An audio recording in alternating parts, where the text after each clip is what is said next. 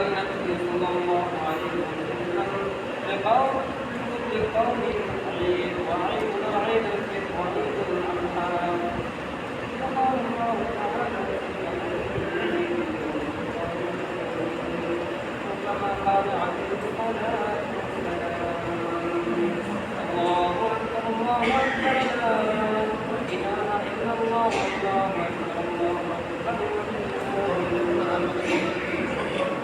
الحمد لله رب العالمين والصلاة والسلام على رسوله الكريم দীর্ঘ এক মাস নিয়ম সাধনার পর আমরা আল্লাহ পাক রব্বুল আলামিনের অশেষ মেহরবানিতে শাওয়ালের প্রথম দিনে শাওয়ালের তাহারা দিনে মহান মনিবের নিকট আমরা লক্ষ কোটি শুকর এবং স্তোত্র আদায় করতেছি। আল্লাহ পাক রব্বুল আলামিন সুন্দর একটা সকাল আমাদেরকে উপহার দিয়েছেন। এই সকালে আল্লাহ পাক রব্বুল আলামিন আমাদেরকে উপহার স্বরূপ আমাদের জাযা আমাদের প্রতিদান দেওয়ার জন্য আল্লাহ তাআলা যে সকালে আমাদেরকে উপনীত করেছেন, এমন একটা সুন্দর সকাল আল্লাহ পাক রব্বুল আলামিনের পক্ষ থেকে উপহার করেছেন। আল্লাহ পাক রব্বুল আলামিন আমাদেরকে তৌফিক দিয়েছেন ঈদুল আযহা এবং ঈদুল ফিতর দুইটা খুশির দিনের মধ্যে থেকে আজকে পবিত্র ঈদুল ফিতর অন্যতম একটা খুশির দিন, আনন্দের দিন, এর আমেজ নিয়ে আজকে আমরা উপস্থিত হতে পেরেছি।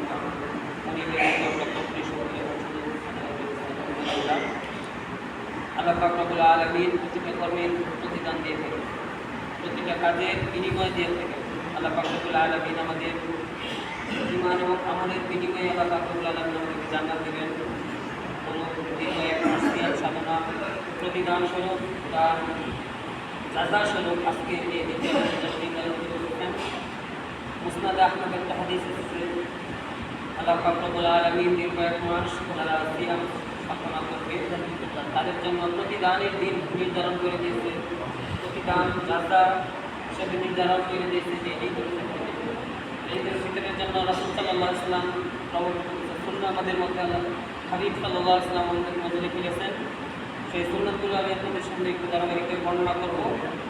আল্লাহ পাক রব্বুল আলামিন আমাদেরকে সুন্নাহগুলো আমাদের মধ্যে উপস্থিত আছে, সুন্নাহগুলো যেন আমাদের জানার এবং ব্যবহার করার তৌফিক দেন। প্রথম হচ্ছে ঈদুল ফিতর, অন্যান্য দিনের মতো একটা ঈদ, তবে পার্থক্য হচ্ছে এই ঈদ আমাদের জন্য একটু স্পেশাল। আল্লাহ পাক রব্বুল আলামিন স্পেশাল দিন নির্ধারণ করেছেন।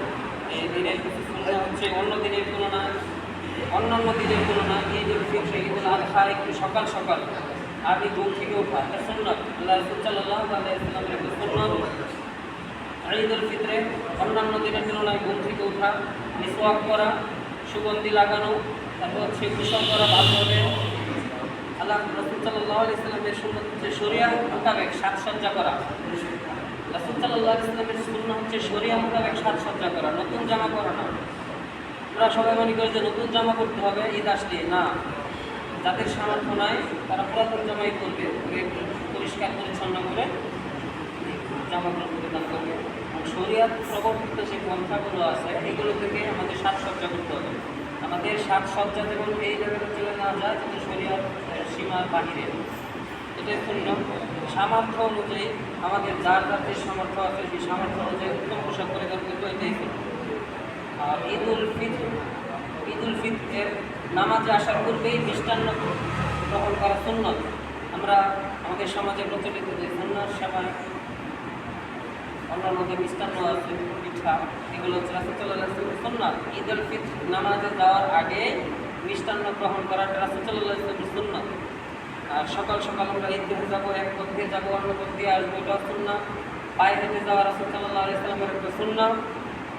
ঈদগাহে যাওয়ার পূর্বে সাদাকাতুল ফিতর আদায় করা অন্যতম গুরুত্বপূর্ণ একটা ইস্যু। সাদাকাতুল ফিতর এটা ওয়াজিব আমাদের প্রত্যেকের জন্য। রাসূল সাল্লাল্লাহু আলাইহি ওয়াসাল্লাম প্রত্যেকের উপর সাদাকাতুল ফিতর ওয়াজিব করে দিয়েছেন। আমাদের যাদের সামর্থ্য আছে আমরা সবাই এটা দিতেই হবে, মাসবি, এটা হচ্ছে ওয়াজিব। এমনকি একজন ভিখারি আরেকজনকে ভিখারিকে সাদাকাতুল ফিতর দিবে। তারপর হচ্ছে যাইতে সময় আসতে সময় তাকবীর করতে করতে আসতে হয়। এটা হচ্ছে আল্লাহু আকবার, আল্লাহু আকবার, লা ইলাহা ইল্লাল্লাহ, আল্লাহু আকবার, আল্লাহু আকবার, ওয়ালিল্লাহিল হামদ। এই সুন্নাহগুলো রাসূল সাল্লাল্লাহু আলাইহি ওয়াসাল্লাম প্রবর্তিত, এগুলো আমাদের মধ্যে রাসূল সাল্লাল্লাহু আলাইহি ওয়াসাল্লাম লিখে গেছেন। এই সুন্নাহগুলো যতদিন আমরা আঁকড়ে ধরবো, যতদিন আমরা পালন করতে থাকবো, ততদিন পর্যন্ত আমরা শান্তিতে সমৃদ্ধি সমাজ নির্মাণ করতে পারবো। এবং প্রতিটা সুন্নাহ রাসূল সাল্লাল্লাহু আলাইহি ওয়াসাল্লাম যেগুলো রেখে গেছেন সেগুলো হচ্ছে আমাদের ধনী এবং দরিদ্রের মধ্যে যে বৈষম্য, এই বৈষম্যহীন সমাজ বিনির্মাণের সুন্নাহগুলো আমাদের জন্য বেশি প্রয়োজন। মুস্তাফাতুল ফিতর, ধনী এবং দরিদ্রের যে বৈষম্য, ধনীরা যাদের সামর্থ্য আছে, ইসলামিক ফাউন্ডেশন কর্তৃক নির্ধারিত 110 টাকা সর্বনিম্ন বিতরণ। সবাই মিলে যদি একজন দুইজনকে সমাজের মধ্যে যারা আছে সাদাকাতুল ফিতর দিয়ে এই অভাবগুলো আর থাকে না। কিন্তু আমরা অবহেলা করি সুন্নাহ রাসূল সাল্লাল্লাহু আলাইহি ওয়াসাল্লাম যে পদ্ধতি রেখে গেছে আমাদের মাঝে, ওইটা আমরা আদায় করি না। যার জন্য ধনী ধনী থেকে যায়, গরিব গরিবই থেকে যায়। এই জন্য রাসূল সাল্লাল্লাহু আলাইহি ওয়াসাল্লামের সুন্নাহ থেকে আমাদের শিক্ষা গ্রহণ করা উচিত। সম্মানিত এলাকাবাসী, আমাদের এখন সময় হচ্ছে 8:43। আমাদের ঈদুল ফিতরের নির্ধারিত সময় হচ্ছে 9টা। আমরা নির্ধারিত সময়ে নামাজ আদায়ের চেষ্টা করবো। আপনারা যারা এখনো বাসায় আছেন, অনুগ্রহ করে দ্রুত চলে আসুন। আস্তে আস্তে রাসূলুল্লাহ ইসলামের সুন্নাহ মোতাবেক তাকবীর তাশরিক করতে থাকুন। আল্লাহু আকবার, আল্লাহু আকবার, লা ইলাহা ইল্লাল্লাহু, আল্লাহু আকবার, আল্লাহু আকবার, ওয়ালিল্লাহিল হামদ। আল্লাহু আকবার, আল্লাহু আকবার, লা ইলাহা ইল্লাল্লাহু, আল্লাহু আকবার, আল্লাহু আকবার, ওয়ালিল্লাহিল হামদ। সম্মানিত উপস্থিতি, আমরা যারা আছি, আমরা রাসূল সাল্লাল্লাহু আলাইহি ওয়াসাল্লামের উপর দরুদ, আল্লাহ পাক রব্বুল আলামিনের প্রশংসার সাথে সাথে আমরা ধীরে ধীরে ইস্তেগফার করতে থাকি। ইস্তেগফার করতে থাকি। রাসূল সাল্লাল্লাহু আলাইহি ওয়াসাল্লাম বলেছেন যে এই দিন দোয়া কবুল হয়। দোয়া যখন কবুল হয়, সারা মাস আমরা তাকওয়ার জন্য ট্রেনিং নিয়েছি। তাকওয়া কীভাবে অর্জন করতে হয় আল্লাহ পাক রব্বুল আলামিনের শিক্ষা অনুযায়ী আমরা চেষ্টা করেছি। আল্লাহ তাআলা যেন আমাদের ইবাদতগুলো কবুল করেন, আমাদের সালাত, আমাদের সিয়াম, আমাদের তারাবি সবগুলো যেন কবুল করেন, সেজন্য আমরা দোয়া করব। আর আমরা এখনও যারা বাহিরে আসি, অনুগ্রহ করে দ্রুত চলে আসি।